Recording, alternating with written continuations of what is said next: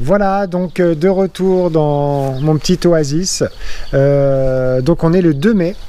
Et donc c'est un jardin que je développe en permaculture. Donc je suis vraiment débutant sur cette méthode-là et sur le jardinage en général de toute manière. Donc c'est en ayant étudié des vidéos de permaculteurs, dont Damien Decars de l'association La Graine Indocile, qui a sa chaîne YouTube qui s'appelle Permaculture, Agroécologie, etc. En étudiant, en visualisant ces 200 vidéos, j'ai pu faire comme ça une multitude de notes, etc. et préparer, moi, à mon tour, un espace en permaculture, donc en mélangeant les fruitiers, les légumes, voilà, un jardin 100% naturel, sans aucun intrant, sans aucun produit chimique, en reprenant vraiment les codes et les lois de la nature et en les mettant en application dans un périmètre délimité. Donc voilà, donc c'est un terrain familial en fin de compte qui se trouve dans le Poitou-Charentes, en pleine campagne, dans un tout petit village, des anciens marais qui maintenant étaient quand même très occupés par l'agriculture conventionnelle, mais là il y a une exploitation bio, un élevage de chèvres bio, la terre est bio, ce champ aussi est bio. Et donc voilà, on se retrouve dans cette vieille ferme familiale. Et donc j'ai aménagé un espace ici qui était donc un espace vierge que mon grand-père entretenait simplement en tondant l'herbe, donc il n'y avait aucun volume. Donc moi j'ai recréé ici des haies avec des branchages. Voilà, pour créer deux barrières de branchage naturel. Pour protéger, parce que là ça vient du nord. Là c'était l'ancien poulailler, donc là on laisse les herbes sauvages envahir l'espace, donc il y a toute la biodiversité, tous les insectes qui viennent ici nicher, se reproduire, donc c'est vraiment important et fondamental de laisser vraiment au maximum la biodiversité se exploser. Parce qu'avant c'était vraiment l'herbe tout le temps très courte, donc voilà. Donc là les arbres, on est déjà au mois de mai, donc les petits fruitiers que mon grand-père avait plantés sont en feuilles, pas encore les fruits sont pas encore là, il y a les petites fleurs qui commencent à arriver, ça c'est un guigné. Et donc voilà, après moi j'ai délimité des zones en culture, par exemple au pied du guigné là, donc de la terre. Que j'ai récupéré là-bas, un endroit où ma famille stocke depuis des décennies tous leurs branchages, tous les tontes d'herbe, etc. Puis du coup, avec les années, dessous ça a généré un vrai terreau hyper fertile. Donc moi, je m'en suis servi pour faire des petites zones comme ça de culture, en décompactant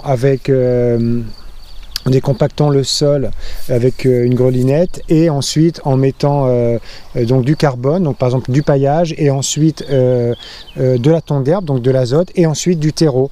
Et donc là par exemple je suis venu mettre le mois dernier de l'ail et des oignons, donc voilà, on les voit qui sont très bien, qui poussent, voilà. Donc idem au pied de l'autre arbre ici, j'ai mis des oignons voilà, qui commencent à sortir, hein. Et donc quand on dégage comme ça, on voit bien que le sol est très vivant, donc les insectes. Ah bah là je suis en train d'arracher justement un oignon qui est en train de germer, voilà. Donc c'était des petits oignons, des bulbes d'oignons, voilà, que j'ai plantés et qui là sont en train de germer, en train de sortir. Donc voilà, volontairement pour l'instant, vu que c'est ma première expérience, ma première année, que ça fait que depuis le mois d'octobre de l'année dernière que je me suis lancé dans cette belle aventure, je laisse l'herbe pousser. Pour l'instant on verra ce que ça va donner, mais ça me semble vraiment important de laisser cette herbe pour l'instant, parce elle permet de contenir l'humidité dans les sols. Donc là j'ai récupéré une cabane qu'avait fait mon oncle, qui était une cage à oiseaux. Donc moi je l'ai transformé et je l'ai converti en hôtel à insectes, dans lequel j'ai enlevé le grillage et j'ai mis donc plein de branchages pour que les insectes viennent se loger, avec plein de bois aussi tout autour, histoire de créer vraiment un écosystème et puis des zones de refuge et de prolifération pour les insectes, parce que le but, contrairement à un potager conventionnel, c'est au contraire de faire venir les insectes, de faire exploser la biodiversité et justement de mélanger les plantes pour éviter les maladies, pour rendre des plantes plus résistantes et surtout pas dépendantes de l'eau, parce que le but c'est de pas du tout arroser. Donc là on voit les oignons qui poussent très bien au pied de cette haute arbre, et puis là voilà, donc grosse zone de culture comme ça, une butte moyenne qui s'est vachement tassée avec le temps, parce que j'ai mis donc du bois dessous, et ensuite j'ai mis de la tonte d'herbe et puis des grosses couches de terre, etc. Et donc voilà, l'accumulation de matière organique, azote, carbone, voilà, donc on voit plein de petits insectes qui créent vraiment une biodiversité, une terre fertile, une terre décompactée, voilà, qui reste comme ça. Voilà, donc on voit là tout de suite les vers de terre et tout. Donc tout est en train de bien se développer. Voilà, donc là on voit les fèves qui poussent. Voilà, donc là j'avais mis aussi de la tonte d'herbe. Là ici on a un cèdre du Liban que j'avais planté il y a un an et demi. C'est la première plante que j'ai plantée dans cet espace, qui lui va bien, hein. Là il fait des jeunes épines, donc ça va très bien. Voilà, donc on voit que la butte, on voit les orties, on a un gros chardon, moi il me dérange pas, je le laisse pour l'instant, on verra ce que ça va donner. J'ai mis des rondins de bois aussi tout le tour pour délimiter ma butte. Là on voit l'ail, les oignons, les échalotes qui poussent. Là un petit chardon-marie que m'a offert Cathy du jardin d'abondance, qui est un jardin en permaculture à 5 km d'ici. Cathy, donc son association c'est K8 Transmission. Voilà, donc ail, oignon, ça part bien. Là le chardon-marie qu'elle m'avait offert est en pleine forme, hein, il se répand bien. Ça c'est une plante comestible. De toute façon, je plante que du comestible en fait. L'idée c'est tout ce que je plante, ce sont des plantes comestibles. Je n'ai pas envie de planter de fleurs ou des choses comme ça, puisque déjà toutes ces plantes là, les fruitiers font des fleurs, etc. Je me dis que cette première expérience, cette première année de développement, je vais essayer de faire que du comestible. Donc là on a planté des topinambours, les oignons aussi, donc on voit tout de suite que les herbes sauvages envahissent l'espace, mais voilà, on voit plein d'araignées, on voit plein de vivants, quoi. Ça c'est vraiment magnifique. Donc là pareil, j'ai composé cette barrière en tressant les branches qui ont été coupées dans les arbres aux alentours, pour avoir des zones comme ça, des zones de protection pour les vents, et puis pour aussi isoler, parce que là on a quand même la route. Bon, il y a très peu de passages, mais quand même isoler la route. Et là ce qui est intéressant, c'est qu'on a ici un très grand noyer, hein, qui approche peut-être de 80 ans, je sais pas, ça fait très longtemps, hein, peut-être pas 100 ans, mais bon, il est très grand, et après il va faire ses feuilles et être très épais. Et donc là j'ai fait une spirale aromatique dans laquelle j'ai planté donc de la menthe, du persil, de la menthe poivrée. Là je pense que c'est une pomme de terre, parce que je fais pas de compost dans un bac, mais je mets en compostage direct. Parce que la problématique c'est que moi j'habite loin d'ici, je viens ici juste pour les vacances scolaires, et environ toutes les 3 semaines je fais un voyage pour jardiner un week-end. Et de toute manière, le principe de la permaculture, c'est le laisser agir. Le gros du travail, c'est vraiment de construire comme ça l'architecture, donc construire comme ça les buttes, les zones comme ça de culture, et ensuite c'est la nature qui va faire le reste, et toute la biodiversité va faire son rôle de protection et d'accompagnement pour que les plantes deviennent de plus en plus productives, et puis pour que le terrain d'année en année devienne de plus en plus fertile et productif. Donc là j'ai du thym citronné, et là dedans j'ai mis des semis je sais plus ce que j'ai mis. Donc là j'ai J'ai planté beaucoup de graines, hein. J'ai acheté sur Cocopelli, parce que Damien Decars de la chaîne YouTube, le permaculteur Damien Decars, lui a acheté ses premières graines chez Cocopelli. Et donc, moi j'en ai acheté aussi beaucoup, hein. Et puis après, toutes les graines comme les lentilles, là voilà, ça j'ai mis les lentilles que j'ai achetées dans un supermarché bio et je les ai mis en pleine terre directement. Voilà, donc là, cette zone elle est pleine aussi, j'ai planté, donc il y a dans toutes les zones de culture comme ça, j'ai planté un petit peu de trous, donc des radis, des betteraves, des tournesols, des maïs, des carottes, et en mélangeant, en mettant à plusieurs endroits, pas tout, en tâchant de ne pas mettre tous mes œufs dans le même panier comme on dit. Et là par exemple j'ai fait un petit abri, parce que ici j'avais vu un faisan, que j'ai pas revu, qui était ici, qui venait de temps en temps, et puis donc moi j'avais construit cet abri, je me suis dit voilà, ça sera un abri pour des animaux sauvages un peu plus gros que les insectes qui sont déjà présents et en train de proliférer. Et donc là j'ai acheté des plants bio aussi de cassis, mûrier, framboisier, voilà. Là le mûrier, donc un mûrier sans épines, c'est plus agréable, au moins mais donc lui il est en pleine forme, donc voilà. Le soleil donne, c'est très agréable. Voilà, donc la zone commence à vraiment prendre forme, et surtout ce que j'ai voulu faire c'est créer une mare. Donc j'en ai même créé 2 avec donc là obligé, il n'y a pas de source, donc obligé de mettre une bâche plastique, mais que j'ai rempli de terre après, histoire que des plantes sauvages puissent venir d'elles-mêmes, etc. Donc j'ai rien fait, j'ai juste rempli. Et j'ai mis beaucoup de matière organique autour, des pierres, du bois, du branchage, etc. pour recréer une ambiance comme ça, sauvage et naturelle, dans laquelle c'est une porte ouverte pour tous les animaux, pour tous les insectes. Et donc c'est aussi offrir de l'eau pour les oiseaux, parce que autant on a des fruitiers, là j'ai remis aussi des framboisiers, cassis, etc., groseilliers, et on se rend compte aussi que souvent les oiseaux mangent les fruits parce qu'il manque d'eau, et moi aussi c'est pour y remédier que j'ai fait des mares comme ça, donc 2 belles petites mares comme ça, où la nature est en train de s'installer progressivement. Ça fait peut-être 2 mois que j'ai fait ces mares, et donc je commence à avoir plein de larves de moustiques. Bon tout de suite ça peut faire peur, parce qu'on se dit voilà, oulala, attention, il va y avoir des moustiques. Je vois qu'il y a déjà des tiques, donc c'est des tiques, c'est des insectes assez noirs et ronds comme ça, qui viennent respirer en surface et qui vont en profondeur.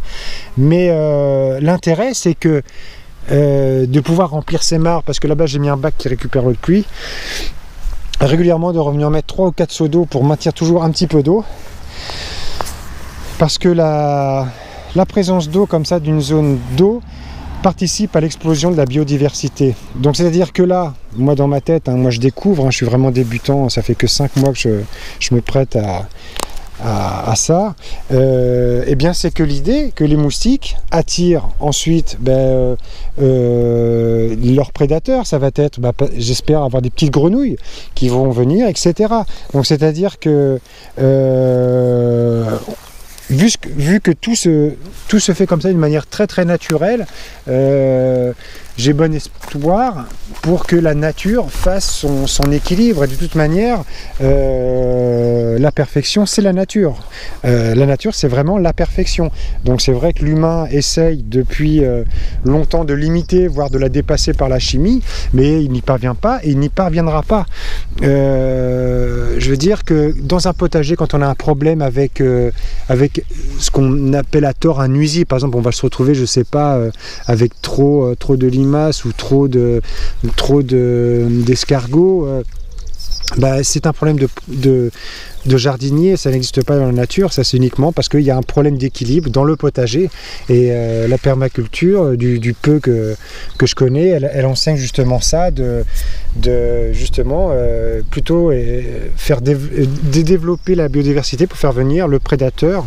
Voilà, donc moi si j'ai des limaces, j'espère que les oiseaux viendront, et puis s'ils mangent mes salades, j'en planterai encore plus de salades pour que les limaces deviennent plus grosses et que les oiseaux viennent attraper attraper et manger ces limaces, etc. Après, il faut savoir que les limaces mangent d'abord les feuilles malades des salades et des plantes, et qu'ensuite il y a aussi des limaces qui mangent des limaces. Donc il y a toute une logique déjà faite et parfaite, quoi. Je veux dire, la nature, c'est vraiment la perfection. C'est ce que j'apprends petit à petit de la permaculture. Bon, là on voit aussi les oignons. Donc j'ai fait aussi comme ça une petite coulée autour, j'ai creusé, j'ai mis la terre fertile qui était là-bas sous le tas de compost, et donc là j'ai planté aussi les oignons, j'ai planté des graines de melon, on va voir ce que ça va donner, j'ai planté du chou chinois, là qui est déjà en train de sortir, donc ça je suis super content parce que ça c'est, moi j'adore ça, c'est... Ouais. Donc comme je suis pas du tout spécialiste de ça, je goûte les feuilles et puis je me dis oh, voilà, ça c'est bien le chou chinois, donc c'est incroyable, voilà. Et donc après j'ai fait ici, là on voit différentes planches comme disent les permaculteurs, donc des zones comme ça dans lesquelles j'ai mis patates douces mais qui ne germent pas. Là j'ai regardé, ça fait un mois que je l'ai planté, ça germe pas du tout, donc je sais pas, je vais regarder pour changer. Là j'ai mis pommes de terre, là j'ai mis une espèce de haricots, non, je sais plus quel est le nom, et là une autre variété de pommes de terre, voilà, donc elle commence déjà à germer, les pommes de terre. Et puis la bonne nouvelle aussi, c'est que dans ces zones là, je vois il y a plein d'orties, et c'est vrai que l'ortie ça reste une des plantes sauvages les plus détestées par les jardiniers, alors que c'est une des plus fertiles, une des plus riches en vitamines, voilà, moi c'est, voilà, il suffit juste de la prendre comme ça, de la mettre un petit peu en boule pour effacer ce qui pique, et vraiment, là tout à l'heure, en jardinant ce matin, je grignotais comme ça des feuilles d'ortie, c'est vraiment excellent. Donc là j'ai fait des boutures aussi avec un prunier qui est dans le coin. Ça marche pas trop, ça avait marché au début dans les pots quand j'avais mis sous un fond d'eau, mais maintenant je les ai mis en terre, etc. Là, bon, il y en a une qui prend là. On verra ce que ça va donner, hein. Je débute vraiment dans tout ça, je découvre au fur et à mesure, et l'important c'est vraiment d'observer, quoi. Ce matin j'ai passé 2 heures dans le jardin juste à observer, rien qu'en regardant comme ça, en poussant les... voilà, on voit les escargots, on voit les animaux qui sont là, et ça je veux dire, ça moi je trouve ça magnifique, quoi. C'est toute la nature qui prend sa place, qui se développe, qui se reproduit, c'est vraiment exceptionnel. Donc voilà, c'est un beau projet, et là je mets tout le tas de branchages, etc. comme ça, et puis dessous j'aurai une terre fertile, et puis je pourrais créer une butte ici. Là il y a mon voisin qui m'a donné aussi des plants de salade, voilà, que je vais séparer comme ça, que je vais replanter en terre. Là j'ai fait aussi une petite coulée ici dans laquelle j'ai mis des oignons aussi, des topinambours, et voilà, donc la légion du culture commence à prendre. Voilà les oignons aussi encore, l'ail, les framboisiers, là les épinards qui sortent bien, hein. Donc je les ai mis à mi-ombre. J'ai appris que c'est important le côté mi-ombre pour des plantes. Rien que pour les salades, une salade va mieux se développer à mi-ombre qu'en plein soleil. Et c'est logique parce que elle, pour se développer, elle cherche la photosynthèse, elle cherche la lumière. Et si elle est à mi-ombre, elle va se développer plus, histoire de choper plus de lumière. Et donc du coup, vous allez avoir des salades beaucoup plus grosses, hein. C'est ce que j'ai appris de la permaculture. Donc là, les épinards, ils sont à mi-ombre, et donc ils se développent bien. Je vais peut-être planter les salades aussi là, et puis je vais planter les tomates, je sais pas, là j'en ai acheté 2 variétés, je vais voir là chez un maraîcher bio qui est juste ici, qui est à côté, qui s'appelle Jackie Mercier, qui est très connu pour ses variétés anciennes, qui a près de 200 espèces de tomates, donc Jackie Mercier, à Fontenay-sur-Dive à côté. Donc là on voit les fèves, hein, qui sont en train de germer. Là on voit les lentilles. Bon, les lentilles, il faut en faire beaucoup pour en avoir quelques graines, mais en tous les cas c'est une plante qui est très fertile, qui nourrit très bien les sols, donc c'est intéressant d'avoir des lentilles dans son jardin. Et donc voilà, sinon là j'ai planté du maïs, un maïs avec des grains de différentes couleurs, du tournesol, là on voit J'ai planté des graines de radis. Donc les radis là voilà sont en train d'apparaître. Donc pareil, voilà, on voit les petits pieds de radis. On voit que ça commence à avoir la couleur des radis. Voilà, donc ça c'est vraiment très très plaisant parce que moi j'avais juste étudié la permaculture à travers des vidéos et aussi grâce à ma rencontre avec Cathy de l'association K8 Transmission là, du Jardin de l'Abondance qui est juste à côté à Anglier, qui est une amie et qui m'a offert quelques plantes et j'y vais demain, elle va m'en offrir d'autres. Et donc elle m'a transmis aussi son savoir, donc c'est ça la beauté de la permaculture, c'est qu'il n'y a pas d'argent spécialement en jeu, mais il y a... Quand on peut vendre ses produits, moi j'en serais très heureux de pouvoir produire plus que ce que j'ai besoin. Déjà, être en autonomie sur pas mal de choses, c'est l'objectif de ma première année. Être autonome en ail, en oignons, en pommes de terre. Je sais qu'il me faut environ 50 kg pour l'année en pommes de terre. Les oignons, il me faudrait 2 grosses tresses d'ail. Les oignons, il m'en faudrait 25 kg. Donc je vais voir, peut-être que je vais arriver à faire ça ou pas. Mais en tous les cas, l'année prochaine, je pense que ce sera mieux. Et d'année en année, ça s'améliorera. Donc là, il n'y a rien qui germe encore. Mais voilà, la terre est très riche. Moi, j'adore. Et donc, j'ai fait aussi un autre hôtel à insectes.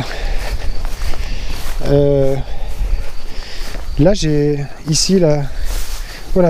mis un tas de tuiles, de bois, de parpaings et là on a tout un tas de ça c'est un hôtel insecte, je veux dire haut de gamme dans le sens où voilà donc là il y a plein de petits insectes. Voilà, le bois se décompose. J'espère avoir des petits serpents, avoir toutes ces... Et puis plein d'orties, quoi. Hein. Les orties vraiment prolifèrent. Voilà, donc c'est un espace qui est assez plat. Hein, la région, c'est assez plat. Il y a les anciens marais là-bas qui sont tout au fond qu'on voit. Et avant qui était plus vers ici, mais le remembrement dans les années, je sais plus combien, peut-être 70, dans les années 70, le remembrement ça a été de rassembler les petites parcelles pour faire des grandes parcelles. Donc ça a amené à condamner les haies et à générer de plus en plus des grands champs. Mais donc l'erreur, c'est que maintenant il n'y a plus ces haies, cette agriculture conventionnelle utilise énormément les engrais chimiques, les pesticides, les herbicides, tout un tas de produits néfastes, extrêmement toxiques sur le long terme pour l'environnement, pour les nappes phréatiques. Voilà, donc on voit même que ces agriculteurs-là ont un taux de cancer bien plus élevé que d'autres. Enfin bref, c'est ce vieux monde qui s'écroule et on se rend compte que voilà, 70%, là on voit des oiseaux là-bas, c'est agréable, mais quand même 70% des oiseaux auraient disparu ces 30 dernières années et c'est vrai que la nature est quand même assez calme maintenant, même si là le printemps est là et on les entend. Mais en tous les cas, moi le but de mon petit oasis, c'est de me permettre à ma petite famille que l'on rentre en autonomie sur pas mal de fruits et légumes qui seront même plus que bio, puisque là c'est vraiment 100% naturel et que cette alchimie se mélange fruits, légumes et ensuite je vais intégrer des arbres fruitiers en gardant quand même des zones au sud, parce que là on est plein sud, à là-bas on voit les chèvres de l'exploitation bio qui est une exploitation biologique, on voit les chèvres là qui sont en pâturage, je sais pas si on les voit à la caméra. Mais bon voilà, donc ensuite là je vais intégrer de plus en plus des arbres fruitiers parce que c'est la permaculture c'est vraiment été créé il y a une cinquantaine d'années par des Australiens qui ont vraiment observé la nature et se sont dit voilà déjà comment se fait-il qu'on laboure la terre alors que la nature ne laboure pas la terre. Et donc voilà, ça part un petit peu de ça, c'est-à-dire que la base déjà c'est de ne pas retourner la terre. Moi je l'ai retourné à des moments donnés pour creuser, mais ensuite je l'ai recouverte la terre. Voilà, dans les zones de culture, elle est paillée, ce qui évite trop d'herbe, mais au moins on a dessous des organismes vivants, une multitude d'insectes qui qui se développent et qui viennent participer à l'équilibre de la biodiversité, qui rend les plantes autonomes en eau, autonomes en plus résistantes aux maladies, etc. Parce que l'idée donc après c'est que je fasse une petite serre dans laquelle je fasse mes semis, où je garde les plantes, par exemple les premières salades qui vont pousser, les premières qui vont bien se développer, je les garderai, je les laisserai monter en graines, parce que ça voudra dire que ça aura été la plus performante, la plus adaptée au terroir, et je garderai les graines de celles-ci, et d'année en année, je ferai la même chose, c'est-à-dire que je perfectionnerai mes semences d'année en année, et j'aurai après vraiment des graines et des plantes complètement résistantes et se passant d'eau, résistantes aux maladies, etc. Et c'est le fait comme ça de se greffer, de s'accrocher aux arbres existants qui eux ont déjà tout un, comment dirais-je, tout un... qui ont déjà affronté des maladies, donc qui ont ça en eux et qui le transmettent par le réseau mycorhizien, donc par le système racinaire, par tous les champignons qu'on a sous terre. Les plantes communiquent entre elles, hein, les arbres communiquent entre eux déjà, les plantes aussi, comme les plantes comme ça aromatiques, les plantes comestibles communiquent entre elles. Et plutôt que de la monoculture, on met tous ces œufs dans le même panier, on fait un rang de carottes, etc. Et quand il y en a une qui est malade, la maladie passe partout. On mélange les variétés, mais par contre, on évite de mélanger les fabacées, donc c'est-à-dire tout ce qui est fèves, haricots, etc., avec les aliacées. Les aliacées, c'est ail, oignon, échalote, etc. Parce que la combinaison des deux, ça marche pas très bien. Mais par contre, tout le reste, on peut mélanger. Il faut mélanger les familles en fin de compte. Là, je vais mettre le plant de tomates, mais je vais pas mettre toutes mes tomates ici, je vais mettre un autre endroit. Comme ça, s'il y en a une qui est malade là, c'est pas sûr que ça infecte les autres. Histoire de se diversifier et de... Là, par exemple, les topinambours, je les ai mises là-bas. J'en ai mis plusieurs là-bas. Ça, c'est une zone qui est plutôt à l'ombre derrière la haie. Et là, j'en ai mis de ce côté-là de la haie qui va être très exposé au soleil, parce que là, ici, c'est le sud. Donc, on verra si ces topinambours-là, face au soleil en plein sud, vont mieux pousser que celles qui sont là, dans une zone protégée à l'ombre, où l'humidité va être plus conservée. Donc voilà, ce printemps est lancé, on laisse, je laisse les choses par elles-mêmes. Là, je vais pas faire grand chose, hein. Je vais juste planter des petites salades. Demain je vais aller voir Cathy, elle va me donner d'autres plantes à planter, mais en tous les cas je surveille tout ce qui germe sous le paillage, et voilà déjà pour ces 5-6 premiers mois de développement de mon jardin en permaculture. Voilà, donc à bientôt pour la suite de cette belle aventure.